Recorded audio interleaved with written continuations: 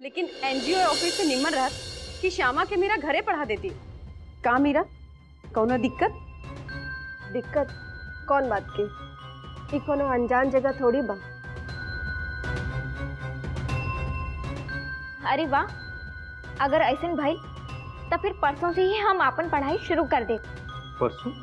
परसों कहे काल का दिक्कत बा।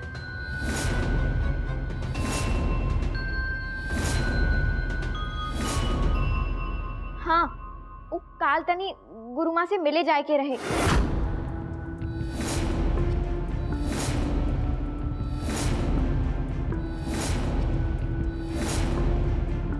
उनके एजा पटना वाले घरे।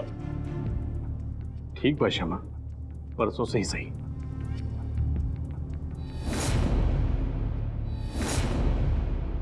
लेकिन एक बात याद रखिए कि आपके डिसीजन है क्यों थोपले नहीं खे। हाँ, याद बा। और रही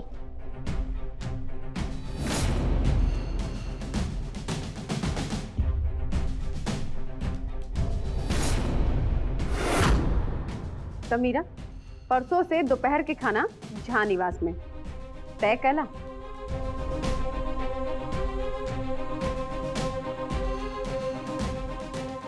थैंक यू सो मच। तो हमार माथा के बाहर उतार दे लो। तरह तो मालूम बा मीरा कि आजकल के जमाना में बिना अंग्रेजी के इंसान के सारा शिक्षा बेकार बा।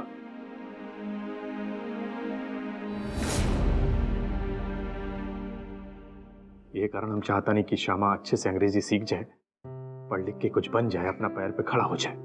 चिंता मत करा, तहार सपना के साकार बनावे की जिम्मेदारी अब हमार। चली, अब कम से कम जिंदगी के एक दर्द तक कम हो जाए हमारे।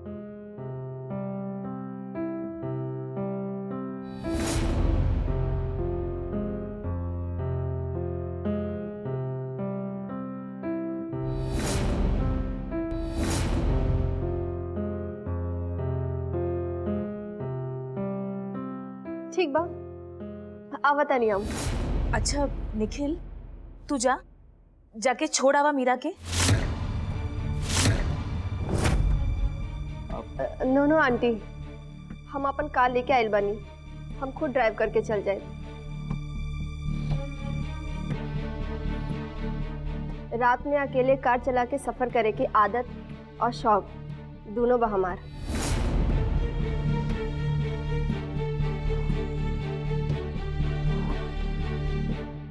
रात ज्यादा हो गई बारू अकेले। हाँ थैंक। और बहुत समय बाद इतना निम्न शांत बितावे के मौका मिले। परसों भेंट हुई। ओके बाय। सॉरी, नमस्ते।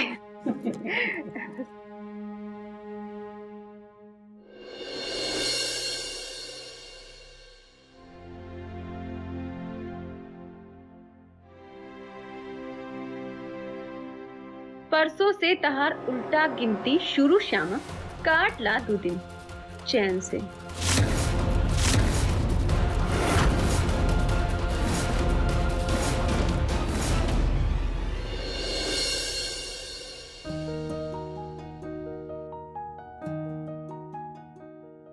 श्यामा, तू तमाशा तनी बेसी ना हो गई रहे। अच्छा, और आपके दोस्त जे करत रहली उनका कम बड़का तमाशा रहे। अरे बाप रे बाप, हमरा की लागत रहे कि कृष्णा भक्त श्यामा लोभ दोष ईर्षा से मुक्त बानी, लेकिन इका देखा था नहीं जलन। ई तक खाली जलन के छलक मारता बा। अगर केहू हमरा परीक्षा लेवे के कोशिश भी करी तब फिर कृष्णा भक्त श्यामा ना, साक्षात माँ काली के दर्शन हो जाएगा। अरे बाप रे बाप, ये बतावा ये गांव की लड़की इतना खतरनाक काहे होली भाई? बाप रे, और आप शहर के लड़का को पत्थर पर दूबी उपजा थी।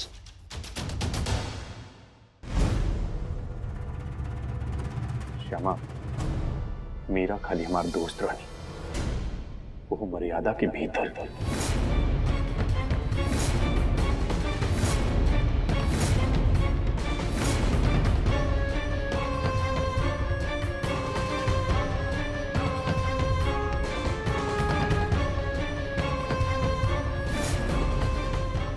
का भाई कुछ कहलू ना? कई बात सच बा, आप दोनों की ब्याह होके वाला रहे।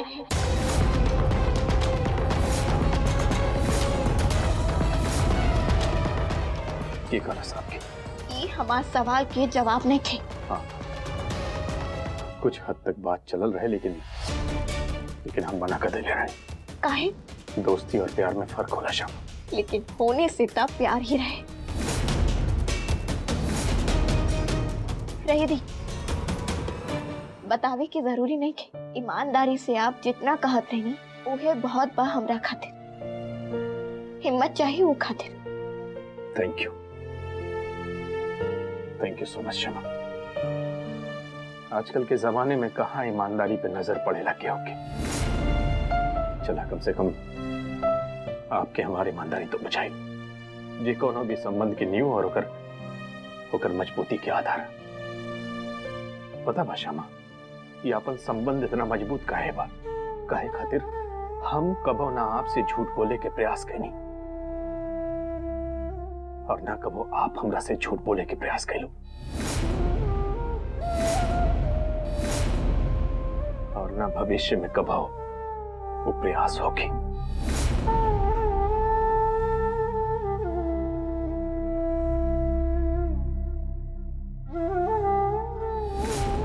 चला हो गई रात की पट्टी, अब सूत जाए। क्या खातिर काल सवेरे मंदिर जाए के बना?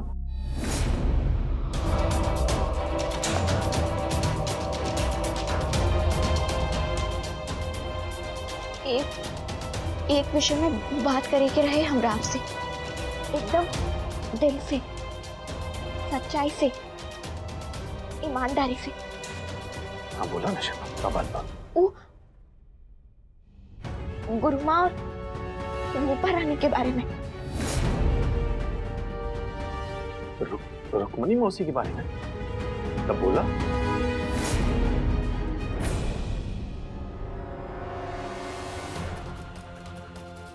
तहार राय लेवे खातिर ना, आदेश देवे खातिर फोन कइले बानी। अभी भी उ नर्स तारा घरे में बिया, ओकरे लगे एगो स्पेशल सुई बा, जहर भरल बा, जहर।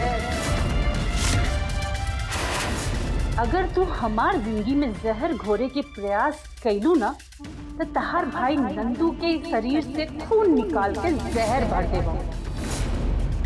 श्यामा बोला? श्यामा का भाई बोला?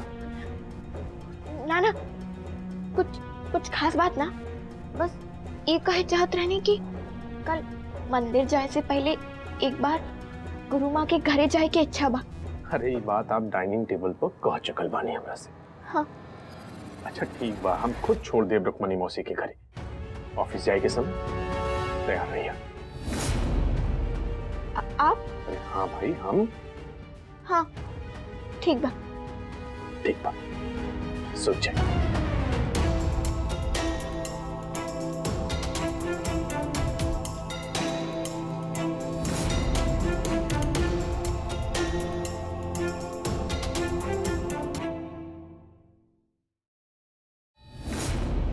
कैसन दुर्दशा बना देली बानी आप मार कृष्णा। ये धर्म संकट बा कि प्राण संकट बुझात ही नहीं थे।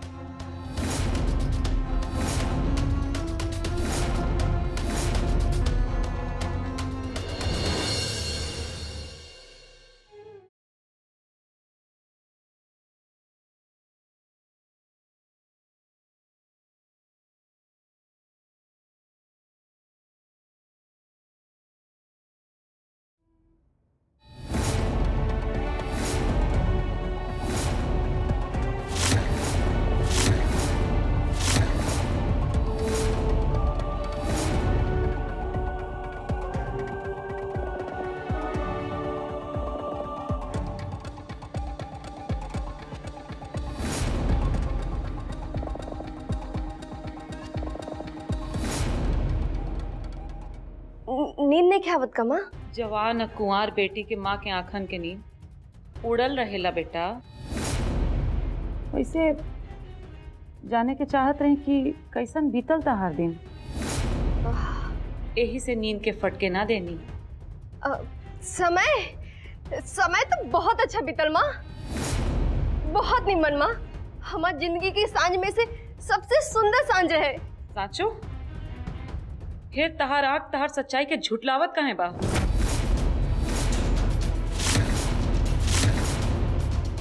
आँख के का होला माँ? आँख पर बेसी भरोसा ना करे के चाहिए। भरे भी होला ये आँख, कहीं कुछ और दिखाई कुछ और, होला कुछ और। सुने में आइल है निखिल जहाँ के बियाह हो गइल बा। अब जबकि तू उन्हीं के घर से आ रहल बाड़ू तो तहरा तो सब मालूम होखी। बनावटी हंसी बंद कर अमीरा, अब प्रैक्टिकल हो जा। अरे बेसी इमोशनल इंसान के दुनिया बेवकूफ कहेला। माँ, हमरा तनिको आइडिया ना रहे कि निखिल के बियाह हो गए लोगी। तनिको आइडिया ना रहे माँ। अब का करी?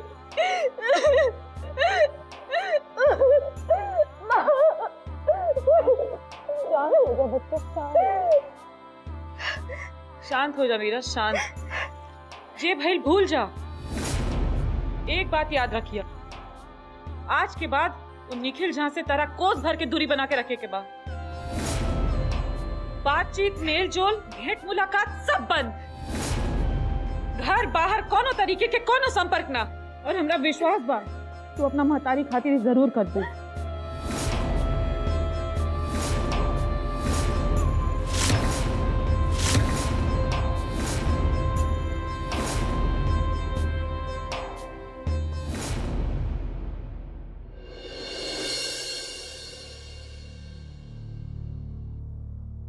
बात होता कि एक दूसरे से कोनो स्थिति में झूठ ना बोले के रहे, लेकिन हमार दिन खत्म होला झूठ पर और शुरू भी झूठ से, और फिर काल भी उहे करे जाता नहीं हम अपन घर वाला साथे। कृष्णा, कहाँ फंसा देनी आप हमरा? ऐसा निम्न आदमी साथे झूठ बोले में करेजा काम जाला हमार।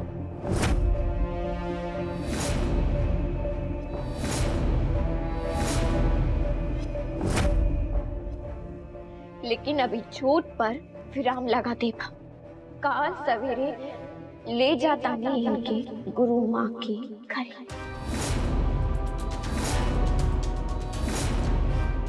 अब हमरा ई सच इनके बतावे ही पड़ी कि हम बानी रूपा रानी के असली आवाज। ये यू नामचीन भइल बिया, बस बहुत भाई। जब ही आपन और मीरा के सारा सच हमरा के खुल के बता दिले, जबकि उनके रिश्ता के अंत बहुत दुखदाई रहे, तो हम कौन मुंह से सच छुपा ले? ना, अब फैसला हो गया।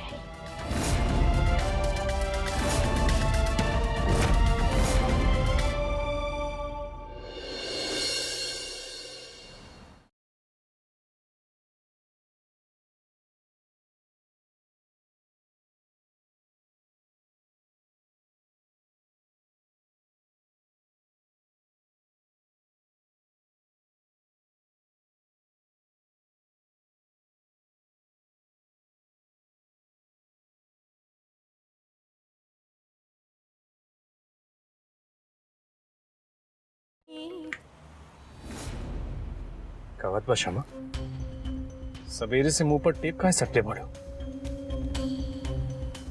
कुछ खास ना, काल रात के खाना के बाद तनी थकावट महसूस होता। काल रात सच में कमाल का देले रही। Thank you so much. आपका सब बात ऐसे ही बेबाकी से कह दे भी नहीं। अगर इंसान के मन में झूठ नहीं खे तब बात हमेशा बेबाकी से ही निकलेगा क्षमा। लेकिन अचानक से ही बात कहाँ से आ गई? हमरा एक बात कहे के रहे आपसे। गुरुमा, रूपा रानी के संबंध में। बताओ। कहा कि काल रात से कौनो तो बात बा जे आपके परेशान कर था।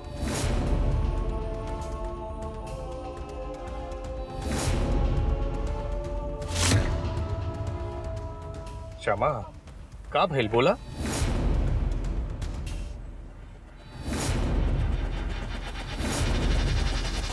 सच सच सच सच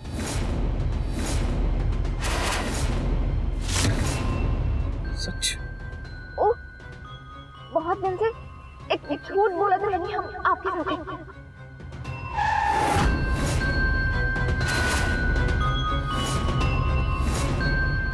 झूठ?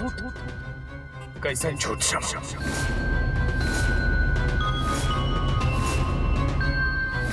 श्यामा का बात बा? कैसन झूठ? अरे का बोले वाला रहलू?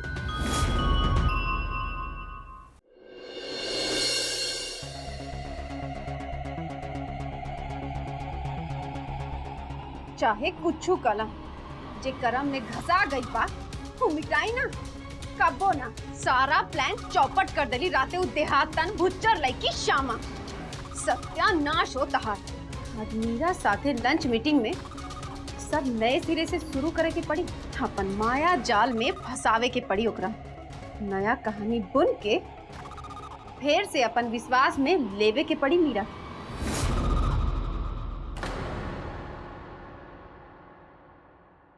का बात बा? इतना बन ठन के कहाँ जाए के तैयारी होता?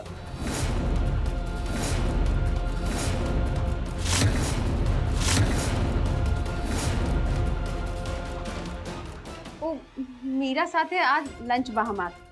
न्योता मिलल बा। मीरा साथे? कमाल बा। इतना तू लोगन के दोस्ती कब बढ़ गई? एक्सक्यूज मी, ही कोनो नया दोस्ती नहीं खे। तू है पुरन के बा। बस तनी मेल जोल कम हो गई रही। बुझाता आपके याद नहीं खे कि एक समय में मीरा ई घर के पुतो बने वाला रहली। माया, बीतल बात याद करके एक घर के सुख शांति छीने के प्रयास मत करा। बुझाई तारा? अच्छा बाबा सॉरी, गलती हो गई हमरा से। लेकिन ये तो नॉर्मल बातचीत बा। आप ही बात के गलत तरीका से मत ली। ऐसा नहीं खे कि श्यामा हमरा पसंद नहीं खे। ये बात अलग बा कि हमनी दोनों के बीच में उ घनिष्ठता नहीं खे। क्लास मिस बा हमरा बीच में। कारण बा हमनी दोनों के स्तर में अंतर। और मीरा और हम एक के तरह के लोग बानी। सोसाइटी, क्लास, पर्सनैलिटी सब एक के जैसन। अब दोस्ती तो एक के तरह के लोग में होला नु। गलत कहा तानी तो बोली।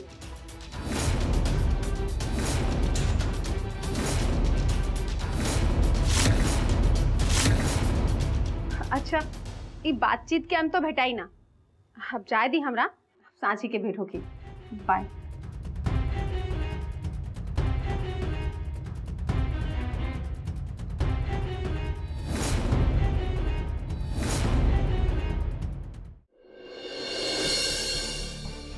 रूपा, हेने आ। गौर से सुना जे हम कह रहनी है। ठीक नु? तहरा के बाहर बैठे के बाद और श्यामा के हम एहिजा नुका दे। उ एहिजा से गीत गाई और तू ओहिजा से मुही लेबो। उ रेडियो स्टेशन वाला लोग कुल के आगे। और देखा कौनो गड़बड़ ना होके के चाहिए। बड़का मौका बा। ये बत्तख के तेरे गर्दन का हिला रहलू है। कुछ समझ में आई जे कहानी है? भूल चूक खातिर कौनो स्थान नहीं के आज। लेकिन माई, गीत तो श्यामा के गावे के बा और सुर और ताल होकरा के मिलावे के बा। तो फिर हमका गड़बड़ कर दे। अब आराम से रही। आराम ही तो नहीं की रूपा, छिना गइल बा। श्यामा कहाँ बिया? पहुंचल ना कहे अभी ले। फोन दा अपन।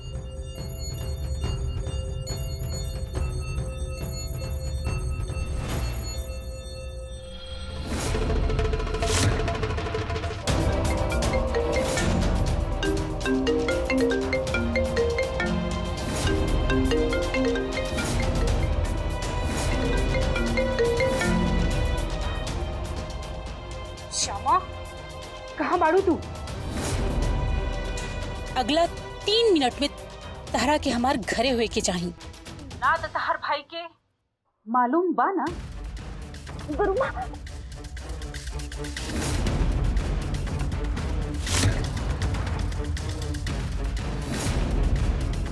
श्यामा कुछ बोले जात रहलू, बोली प्लीज।